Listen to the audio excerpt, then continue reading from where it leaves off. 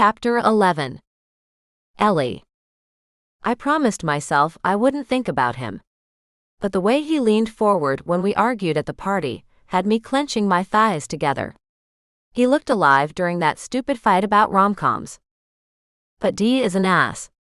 He probably always has been and always will be a spoiled brat.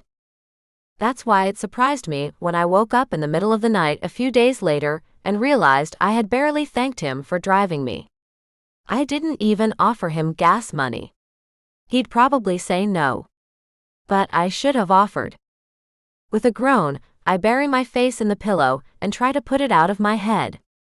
He doesn't care, I tell myself. Why would he? But that's not how my parents raised me. If someone helped you, you thanked them. Whenever our friends drove us, our parents always sent gas money along. If they found out someone had given me a ride, they would insist on it. It wasn't until I was older that my mom told me the story of her friend who ran out of gas in a dangerous neighborhood. She didn't have cell service and got out of the car to get help. She never spoke of what happened, but she was beat up pretty badly, and it took her years to get over it. Ever since then, my mom never let her gas tank go below half. That's the story that creeps up on me in the middle of the night, and I can't let it go. I have no doubt that D can put gas in his own car, unless he has someone that does that for him. But that wouldn't matter to my mom.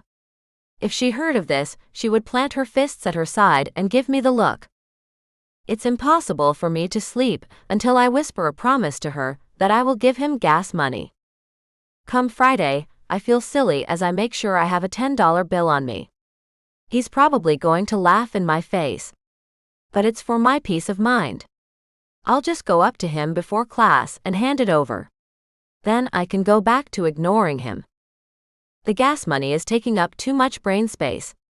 Because of the debt, not the person. And it's not until I'm on my way out that I notice the email from the film teacher. I grab my things and rush out the door as soon as I read it. Some weird clerical error has double-booked the lecture hall. And since the film teacher is one of the most relaxed persons I've ever seen, he's assured them that the film class can move to the smaller room nearby. Except that room is barely big enough for 20 people. So if we want to skip today's class, he won't hold it against us. He'll just send us an email with next week's movie. D might skip class. The thought hits me, and at first I feel relieved. If he isn't there, I can focus on the class. But then I'd have to give him the money tomorrow, at dance class. I shake my head. No, I'm not disappointed. It doesn't matter if he's there or not. In fact, it's better if he isn't. As I enter the building, I notice more people than usual. I pass by the usual lecture hall, where some people are arguing about who is supposed to be there. There's a note on the door, and I check it quickly to make sure it mentions the same room as in the email. Then I hurry down the hall. I'm sure the people arguing will notice the note soon enough. I enter the smaller room and look around. There are 10 tables, just big enough for 2 taking up most of the space. My eyes instantly find D. He's at a table in the back, an empty chair next to him. I take a deep breath and head over. Ellie? He raises an eyebrow at me, and I realize it's the first time I've walked up to him outside of dance class. I came to thank you. I dig into my pocket for the bill. For what? He smirks and leans back a bit. I hand him the money. For driving me last week. He stares at my outstretched hand as if it contains some great mystery. What's that? It's for gas. What gas? I sigh. For driving me. Was he not paying attention? You want to give me $10 for driving you, what, 10 minutes? Yes. Just take it. He doesn't, and people are looking at us. How long have you been working at Lucky 13?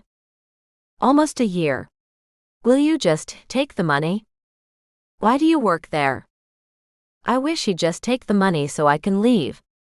It's close to campus and my apartment, and the hours are flexible. Plus, the bartenders keep an eye out so nobody bothers the waitstaff. He nods but makes no move to take the money. Take it. I'm not taking your money. I don't want to owe you.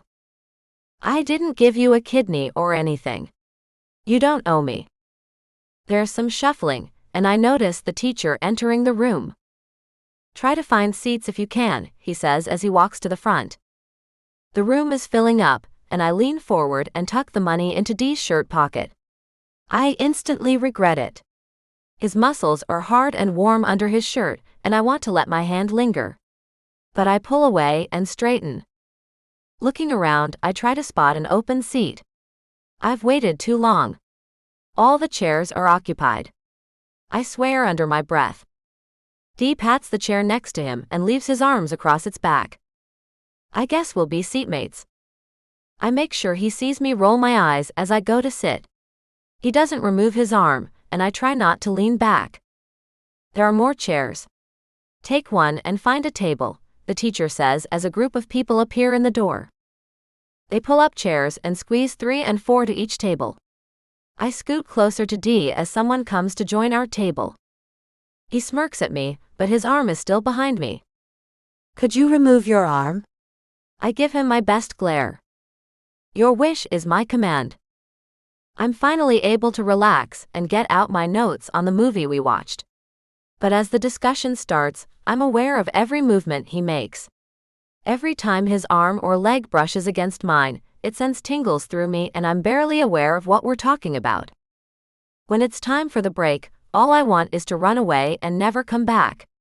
But I just flee to the bathrooms. I run cold water across my wrists and take deep breaths. The only reason I'm reacting so strongly is because I haven't had sex in a long, long time. What I should do is find someone who can take care of my urges with no strings attached. It's stupid to sit next to one of the most gorgeous guys on campus when it's been, I blink to myself, 5 months. 6. A blonde girl steps up next to me and checks her makeup. She looks me up and down and I smile at her and turn off the water. So, she says in a questioning voice. Are you D's latest conquest? What? I laugh. God, no. I feel like I should gag at the thought, but for some reason, I don't. Good. She reapplies some lip gloss. Because I have half a mind to go after him myself. Go right ahead. I find some paper towels and dry my hands. I've heard he's amazing in bed. And big. Do you know if that's true? I think back to the one time in dance class when I thought I could feel something. And a naked D flashes in my mind. My pulse races and I could easily see him with a large. I shake my head. It's not. I'm afraid you would be sorely disappointed. It's barely noticeable. That's strange because my friend slept with him last year and it impressed her. With a shrug, I toss away the paper towel. Maybe she's easily impressed. I return to the classroom and take my seat. As I sit, I try to move my chair further away from him. He raises an eyebrow and leans in close to whisper in my ear. Can't handle the heat? His breath on my neck makes my skin pebble and I want more. I have no idea what you're talking about. I pretend to focus on my notes, but he reaches over and grabs my chair. With a gentle tug, he moves me even closer to his chair. Closer than before. It's not like we haven't touched before. And will again tomorrow. I turn my head and find his face mere inches from mine. That's different. Is it? The teacher starts the discussion again, but as he does, D places a hand on his leg. His fingers are touching my knee and it's all I can focus on. I may not like him, but he has an undeniable way of lighting my body on fire. I force myself to take part in the discussion, but even I hear my comments are simple and add very little. When his fingers reach out and trace a circle on my jeans, I'm about to combust. I should stop him. I know one word, one push from me and he'll stop. But I say nothing. I don't act. I pretend to read my notes, to follow along with the discussion, as his hand slowly moves over to my knee.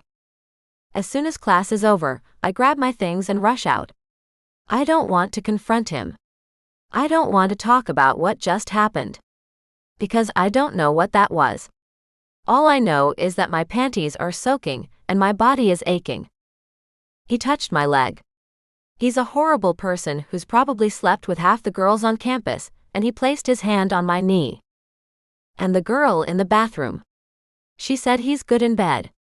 No, she used the word amazing. And I believe her. God, it's been so long since I got laid. Even longer since I was with anyone good. I'm not even sure I've ever been with anyone amazing. And he touched my leg. If we had been alone, would he have stopped there?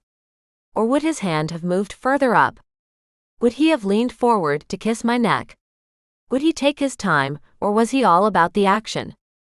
My fantasies chase me to my apartment, and I barely get my clothes off before I'm in the shower.